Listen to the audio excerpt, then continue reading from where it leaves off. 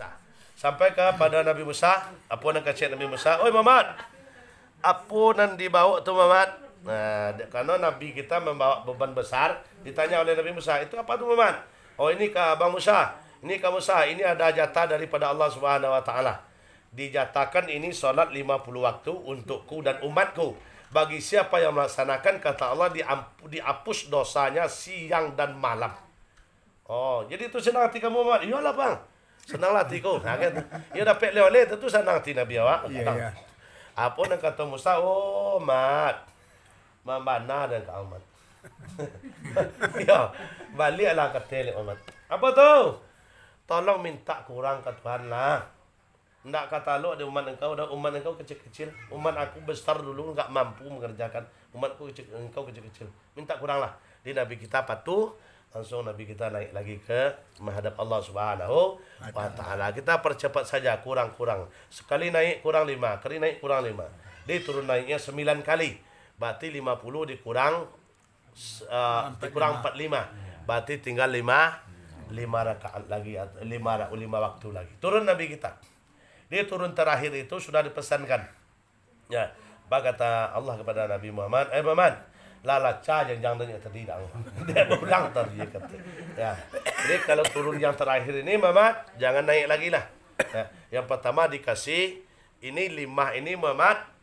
Itu pesan Allah pertama dulu kepada Muhammad. Ini 5 ini Muhammad dikerjakan oleh umat engkau yang 5 ini Muhammad. Ini pahalanya saya kasih sama dengan yang 50 tadi. Padahal kan tinggal 5 tu. Saya kasih sama dengan yang 50 tadi. Kalau seandainya umat engkau enggak mau mengerjakan, enggak suka, enggak mau, enggak terima mengerjakan ini, dia bukan hambaku. Kata Allah kepada Muhammad dulu. Itu otomatis kalau orang menolak kebenaran solat 5 waktu tu, memang dia tolak kebenarannya, memang dia ingkari secara secara nyata, maka hadis mengatakan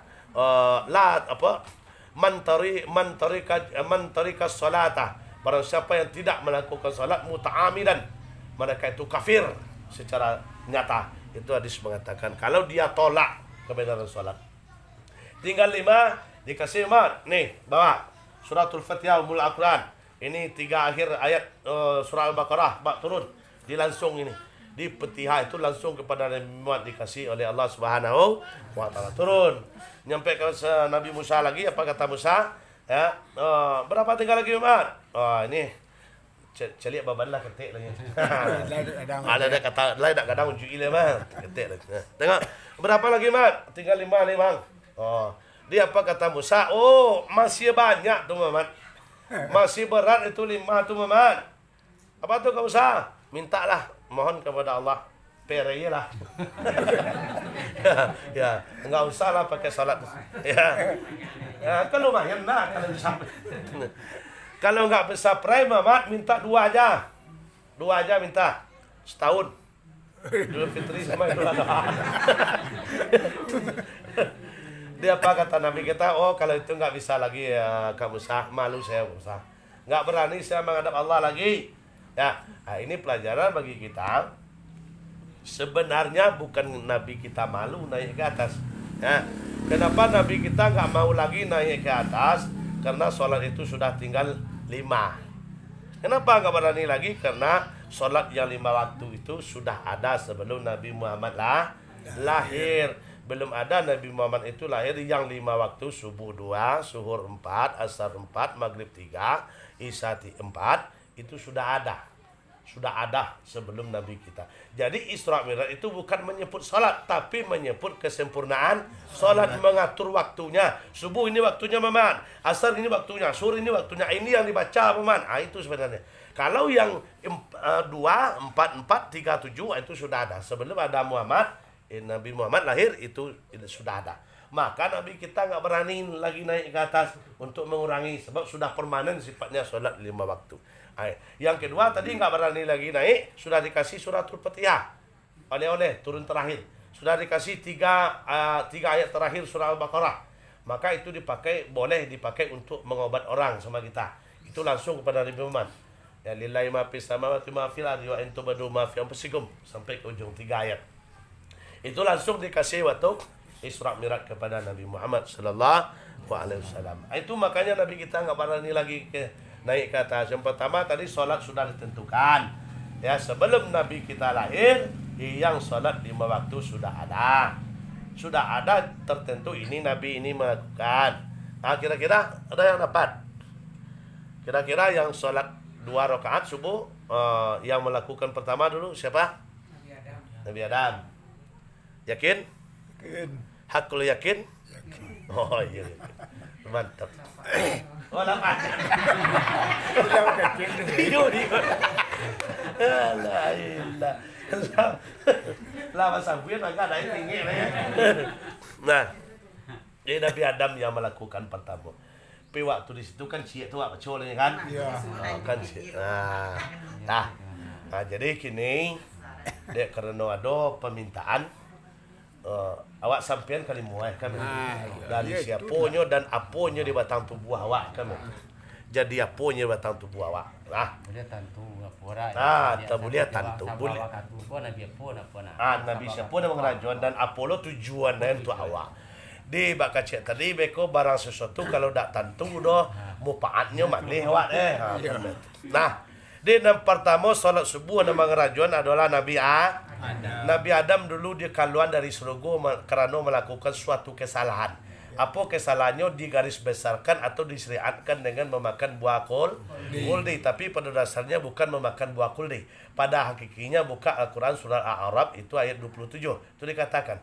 Ya, jangan sampai tertipu oleh bujuk rayu setan kalian, kata Allah dalam Quran, yang telah menipu bapakmu dan mamakmu dalam neraka, dalam surga mengeluarkannya. Kenapa penyebabnya? Karena terbuka aurat. Di keluaran Adam juga Hawa dalam surga bukan makan buah kuldi. Itu bahasa samaran karena terbuka karena perbuatan disange keliru bo. Kalau ada kaum ibu yang tak namu menutupi aurat, cito-cito nak masuk surga, itu keliru. Keliru. Ya.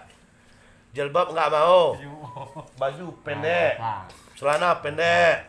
Solat enggak, puasa enggak, cita-cita mau masuk surga, itu mimpi. Ya. Itu Hawa. Ya, Hawa dikeluarkan dari surga itu bukan karena makan buah kuldi. Kuldi itu bahasa samaran, bahasa kias namanya. Karena terbuka aurat mereka, terbuka pakaian, terbuka aurat. Gara-gara setan. Tidak ada rumusnya kaum ibu, kaum wanita yang senang mentonton aurat masuk surga nantinya kalau dia tidak tobat, enggak ada rumusnya. Nggak ada kamusnya itu. Tapi kalau dia biasanya waktu muda, waktu umur 20, 30 contohnya, agak senang juga buka aurat contohnya. Sudah lewat 30, taubat dia, hijrah dia. Itu tidak menutup kemungkinan. Sebab kata Allah, ya ibadi innakum tuti'u billaili fastaghfiruni aghfirukum. Hai hamba aku, kata beliau, laki-laki, perempuan, siang malam kalian bersalah kepadaku, mintalah ampun kepadaku, akan aku ampuni. InsyaAllah mudah-mudahan. Tapi taubat maksudnya adalah hijrah. Ya, jangan senang membuka aurat. Tapi lah dibaca dulu. Satu helai rambut kaum wanita ditengok laki-laki yang bukan mahram. Itu tengok kalau kaum ibu yang tahu bahasa Minang, sebab ceramah ambo di YouTube bahasa Minang. Banyak bahasa Minang itu. Kriteria istri yang masuk surga, masuk neraka itu ada. Buka YouTube Jahriyal spasi Katib, itu ada. Itu kalau yang paham bahasa Minang, sebab ceramah itu banyak bahasa Minangnya. Itu ada kriterianya. 8 perbuatan wanita yang dilaknat oleh Allah itu ada. Apa-apa saja perbuatan yang dilaknat oleh Allah, itu ada di YouTube. Nah, jadi dikeluarkan Adam dengan Hawa itu dari surga dulu. Yang satu diletakkan di matahari hidup, yang satu di matahari mati terbenam kan itu. Dijauh. Jadi istilahnya bahasanya itu timur barat. Jadi dipisahkan timur barat. Padahal pada awalnya beliau itu kan sudah menikah dalam surga. Jadi dipisahkan karena melakukan satu kesalahan itu. Keluar, pisahkan. Selama 400 tahun dipisahkan. Pada suatu ketika itu bertemulah di atas gunung Bukit Jabal Rahmah. Kalau orang lah payaji lah umrah tu lah paham tu.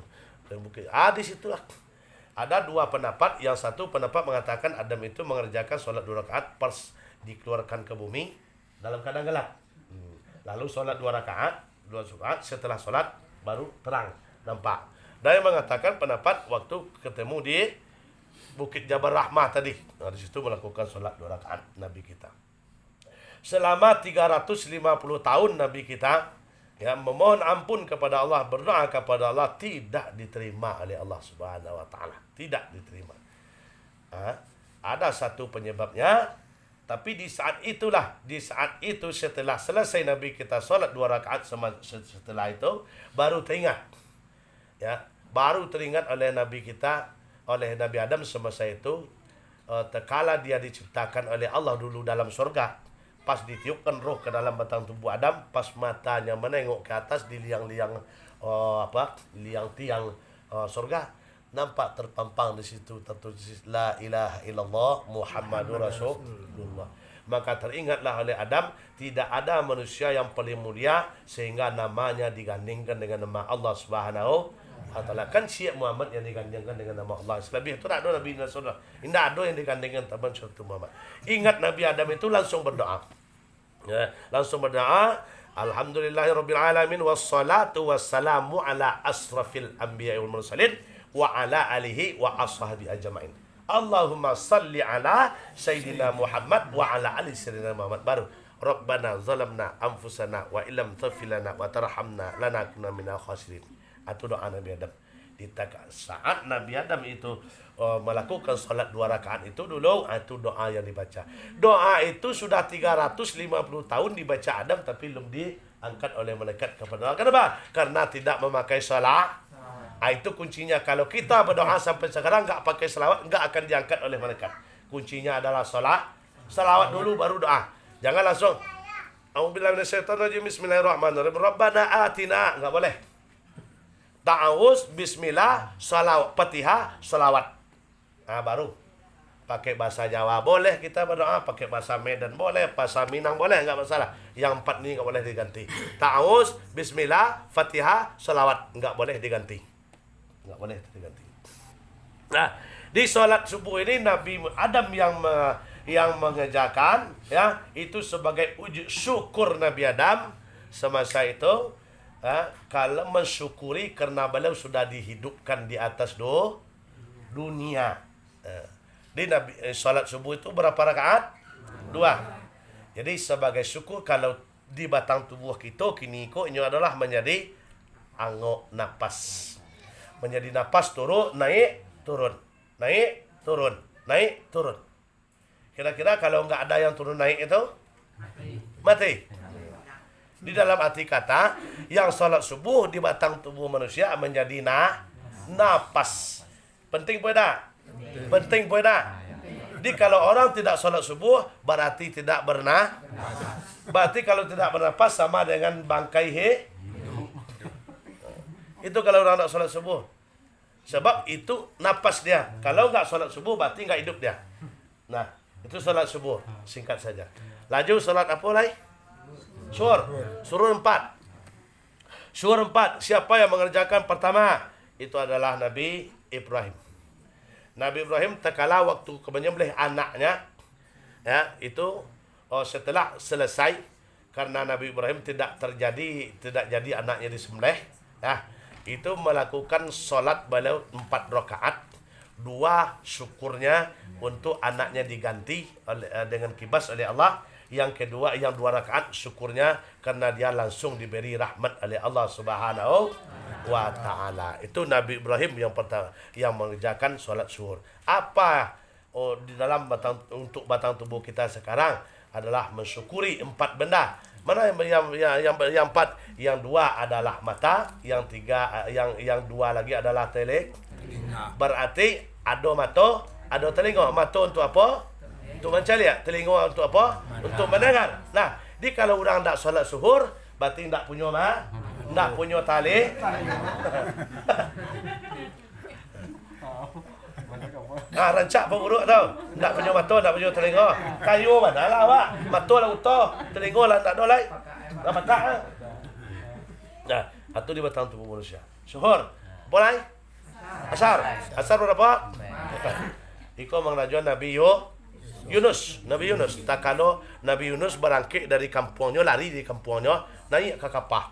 Tiba di tengah laut, tiba angin topan, dicampak Nabi Yunus ke langit. Dibuang ke laut, ya, ditelan oleh ikan hiu. Selama 40 hari, 40 malam. Setelah itu, keluar. Disitulah 4 ini mensyukuri Nabi Yunus semasa itu. 4 yang disyukuri. Yang pertama, gelapnya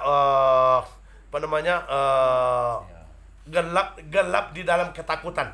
Beliau dalam perut ikan itu takut, digelap dalam ketakutan. Yang kedua, gelap di dalam air.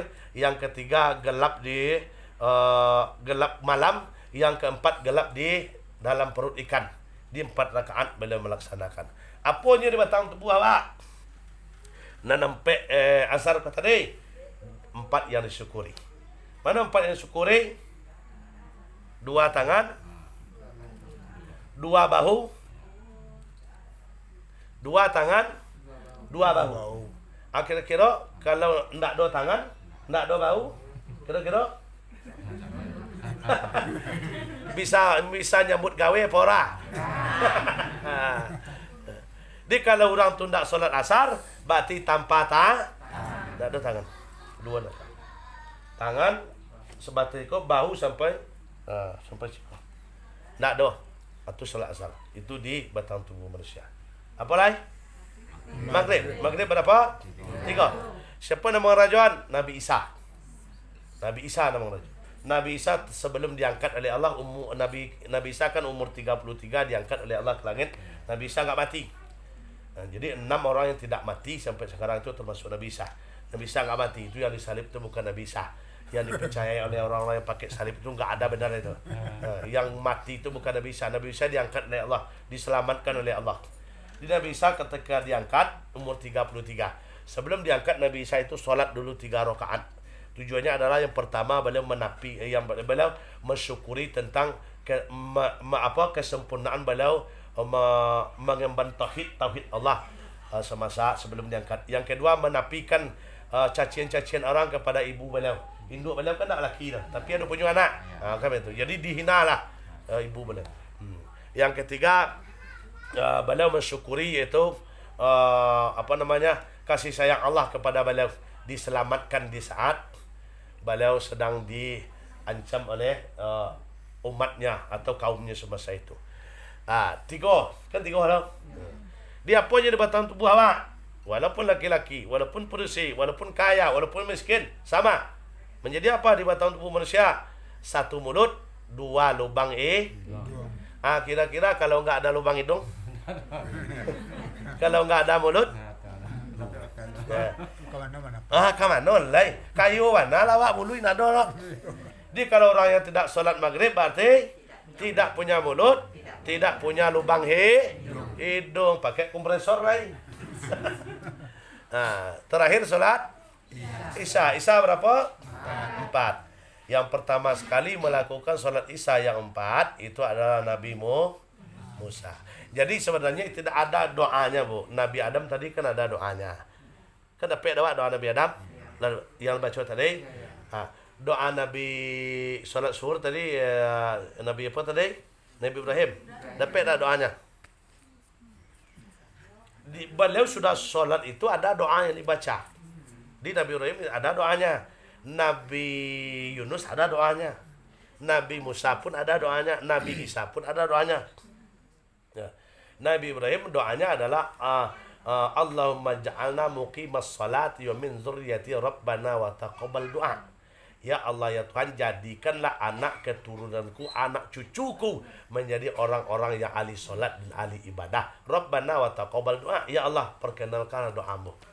Itu doa yang dibaca oleh Nabi Ibrahim setelah selesai salat. Salat asar tadi Nabi Yunus. Itu dapat doa dah. Lah dapat doa dah. Rasul lah. Kemudian lah dapat doanya. Doa Nabi Yunus.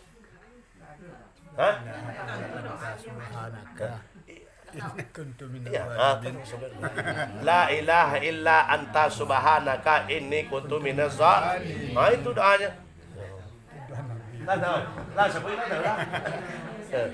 Nah, Di Nabi Isa tadi 4 rakaat. Itu Nabi Isa yang mengerjakan. Kenapa beliau mengerjakan 4? Karena beliau bersyukur semasa itu beliau terbebas dari ancaman Firaun bersama tentara-tentara Firaun.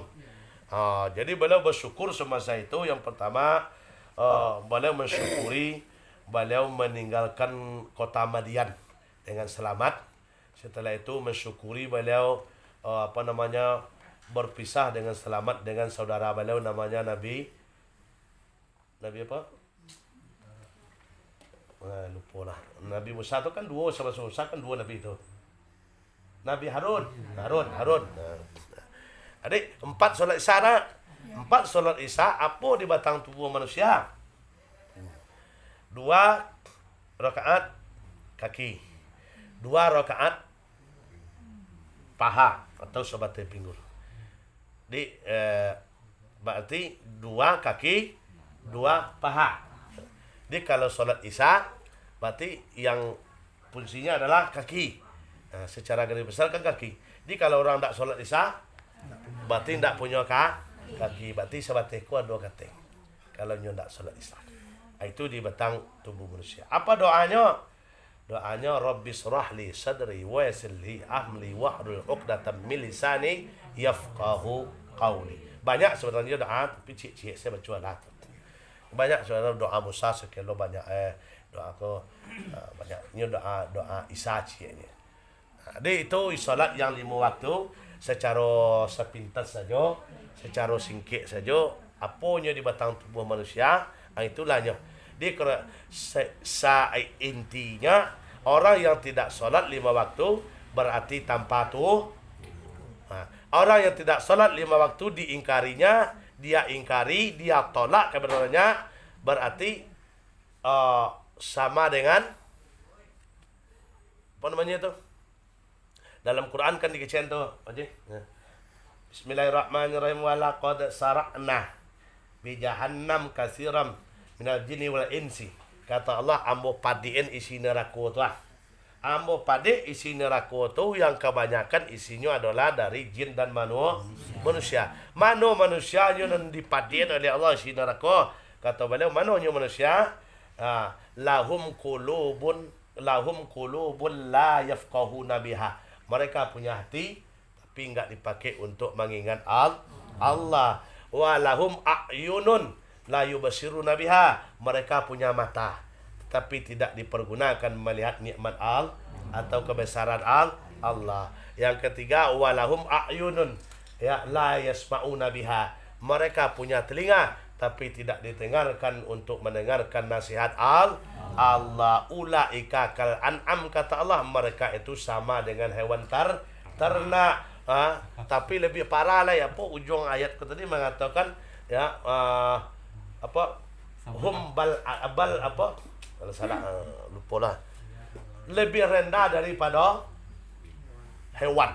Kalau orang yang mengingkari, itu tadinya. Itu tak boleh. Punya hati nak dipergunakan mengingat Allah. Punya mata nak dipergunakan di orang ko dalam arti kata adalah tidak bersyukur kepada Allah Subhanahu. Sudah dikatakan dalam ayat tadi, saya muat, kata Allah, kami padik neraka itu dengan orang yang macam itu. Ya, punya hati tidak mau. Ya, dalam ada sebuah bahasa mengatakan, janganlah kalian risau karena tidak bisa membuat rumah bagus. Janganlah kalian risau tidak bisa membeli mobil. Janganlah kalian risau tidak bisa raun-raun keliling dunia. Tapi risaulah kalau sudah umur 40, 50 belum juga mau sholat. Tapi risaulah umur sudah 40, 50 tidak mau ke masjid. Itu peribahasa mengatakan. Kini kan banyak risau dapat dah dapat raun ke Jakarta. Dah dapat poin balik otoh. Risau gila memikir tu saya semalam. Tahu lah, tak pernah dipikirnya. Kau Mas Haji kadang-kadang rumah dah kek di Mas Haji enggak terang ke Mas Haji. Di itu kata Allah, jangan risau. Di itu masalah solat. Di solat ini tadi tempatnya sudah jelas secara ringkas di batang tubuh manusia, berarti adalah